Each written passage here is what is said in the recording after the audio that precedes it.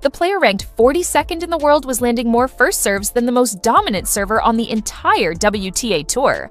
Let that settle for a second. And then add this. Eala committed fewer unforced errors than Rybakina on the day. 22-32. She was cleaner. She was more consistent. She won the very first game of the match. She broke the world number 2 to love in the second set. In long stretches of this match, if you were watching without knowing the rankings, you would not have been able to tell who the Grand Slam champion was. And she still lost, because Rybakina fired 28 winners, 11 more than Eala. She won 47% of return points across the whole match. She won 73% of her first serve points. And when it mattered most, the third game of the first set that stretched to 13 points, the crucial break at 4-2 in the second, she could conjure a winner out of nothing.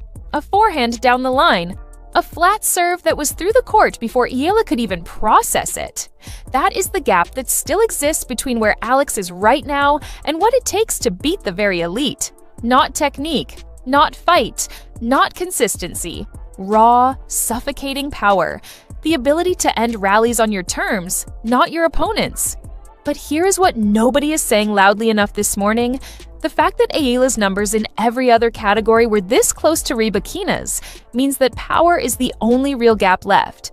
Everything else, movement, shot selection, return quality, mental composure under pressure, is already there. And the power gap closes as she physically develops. She's been saying it herself all season. Back in Miami, when a WTA interviewer asked how she prepares for players who are bigger and stronger, she said, "I'm in the process of still getting stronger, still being more powerful. But I think I have different other strengths as well. Not just power, different layers to my game." Those different layers were on full display last night in Rome. The question is how long before the power catches up to the rest. Now here's the part that actually has me fired up about what is coming.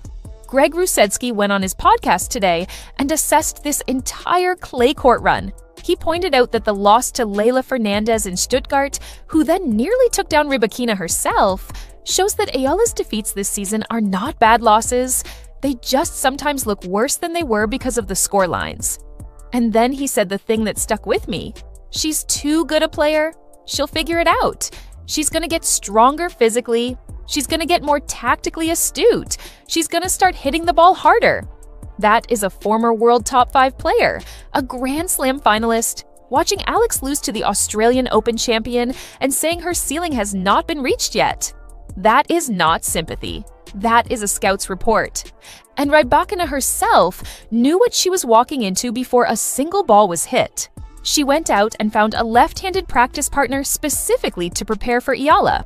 She said it publicly before the match, knowing that she's a lefty. "I will get someone who is a lefty to practice. I will definitely talk to the team on the tactic and fight for each point." The second best player in the world did her homework on a 20-year-old ranked 42nd. Let that sink in. Rybakina is the only player on the entire WTA Tour to have reached the round of 16 at all 6 WTA 1000 events this season.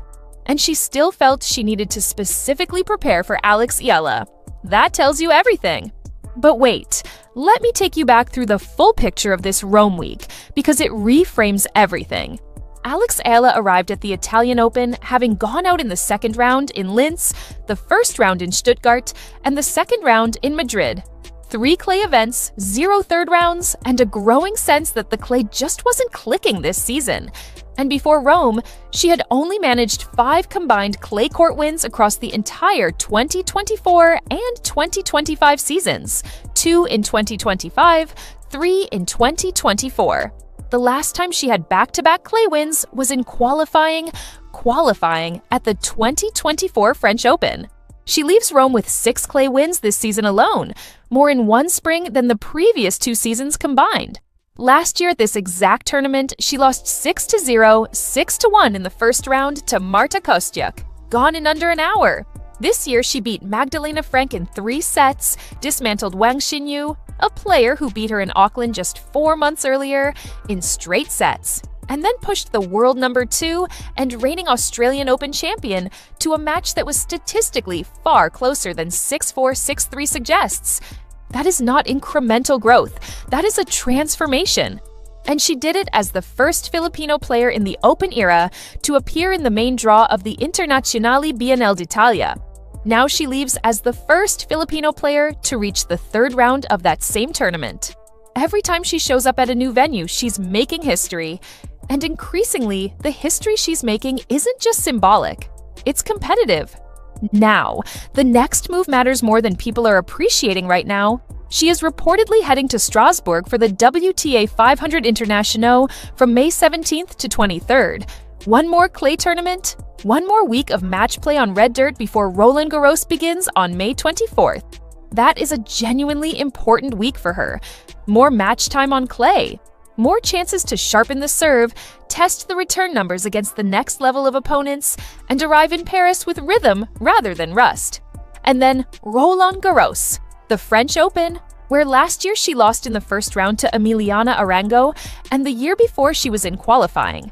This year, she goes in ranked number 38 in the world in the live standings, with $54,176 in prize money and 130 ranking points earned from this Rome run, and with more clay confidence than she has carried into Paris at any point in her career. She is 6 spots away from breaking into the top 32 and securing seeded entry at a Grand Slam.